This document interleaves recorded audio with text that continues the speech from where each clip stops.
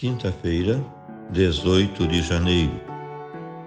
Meu querido irmão, minha querida irmã, estamos entrando na sua vida e muito gostaríamos de entrar no seu coração para aí semear a palavra de Deus, que é sempre a grande orientação para a nossa vida. Nesta quinta-feira da segunda semana do tempo comum, a liturgia nos apresenta o Evangelho de São Marcos, capítulo 3, versículos de 7 a 12. Naquele tempo, Jesus se retirou para a beira do mar, junto com seus discípulos. Muita gente da Galiléia o seguia, e também muita gente da Judéia, de Jerusalém, da Idumeia, do outro lado do Jordão, dos territórios de Tiro e Sidônia. Foi até Jesus, porque tinha ouvido falar de tudo o que ele fazia.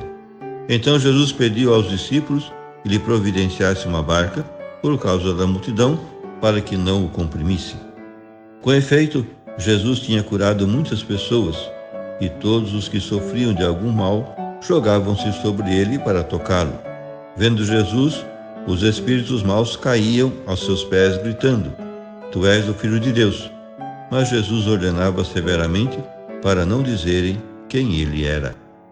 Meu querido irmão, minha querida irmã, o Evangelho desse dia é, em parte, um resumo do ministério apostólico de Jesus na Galiléia, e, em parte, perspectiva para o futuro. As multidões que, provenientes de toda a Palestina, se reúnem à volta de Jesus, são um prelúdio da fundação do novo Israel, a igreja que Cristo iniciará com a instituição dos 12 apóstolos, como veremos amanhã. A presença, inclusivamente de pagãos de Tiro e Sidônia, responde ao interesse de Jesus por essas regiões, que, segundo Marcos, visitará mais tarde. O desejo das massas de tocar o Senhor evoca os milagres feitos e os que se seguirão. O texto apresenta um quadro um tanto idealizado, e nele se destacam como protagonistas, além de Jesus, obviamente, a multidão e os demônios. Marcos gosta de sublinhar a intervenção desses últimos, porque são os únicos que entreveem a identidade do Rabi, a quem dão o título messiânico de Filho de Deus. Adivinham que ele vinha destruir o seu poder, mas Jesus impõe-lhes o silêncio para que não o dessem a conhecer. Atitude conforme com o seu segredo messiânico. Queria evitar mal-entendidos de messianismo político entre a multidão, tão distante de admitir um Messias sofredor. No fundo, Jesus não parece confiar demasiado no entusiasmo da multidão, porque de fato é ambíguo. A multidão procura-o mais pelo desejo de uma cura do que de uma conversão. Talvez mais pelo seu poder de taumaturgo do que pela sua própria mensagem. Era muito provável que ficasse fora da sua compreensão o mistério profundo da identidade de Jesus e o significado dos seus milagres como sinal do reino de Deus que tinha irrompido na sua realidade cotidiana. Por isso, Cristo não se entusiasma com o fervor popular e, por cautela, encarregou os discípulos de prepararem uma barca por causa da multidão para que não o comprimisse, pois toda a gente tentava tocá-lo porque saía dele uma força que os curava a todos, anota o evangelista Lucas em lugar paralelo. É sem dúvida sublime e meiga a figura desse Jesus do povo e para o povo, mas ele não tinha vindo para o aplauso e a lisonja.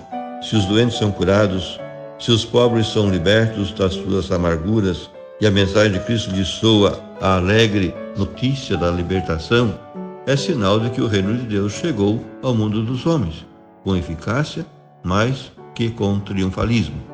O imperativo atual da pastoral eclesial é passar de uma multidão anônima para o povo vivo de Deus.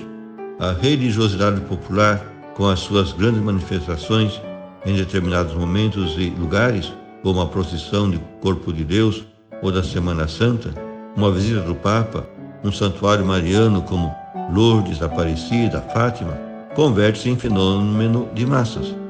É caso para nos alegrarmos por essas festas, pessoas e lugares relacionados com Jesus e com o Evangelho, despertarem ainda esse eco popular. Mas seria uma miragem e um erro de perspectiva contentar-se com um triunfalismo de cristandade de massa. Também as multidões, famintas de felicidade e prodígios, seguiam e aclamavam Jesus, como nos é dito no Evangelho de hoje.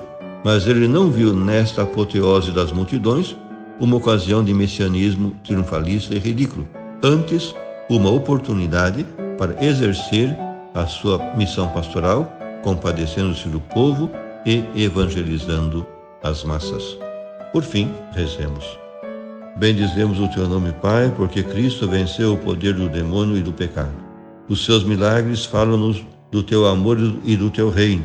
Ainda que o povo o assediasse aclamando-o, ele sabia que não tinha vindo para o aplauso do povo, mas para a libertação dos pobres e oprimidos. Faz, Senhor, que não fiquemos no fácil auto-engano de um cristianismo de êxito e de aparência. Concede-nos passar de massa amorfa a povo teu, crentes adultos que seguem Cristo responsavelmente, homens e mulheres comprometidos a fundo com o Evangelho e sensíveis como Cristo à dor de quantos sofrem. Amém. E a você, meu querido irmão, minha querida irmã, que me acompanhou neste encontro com a Palavra de Deus, desça sobre ti a bênção de Deus Todo-Poderoso, Pai e Filho e Espírito Santo. Amém.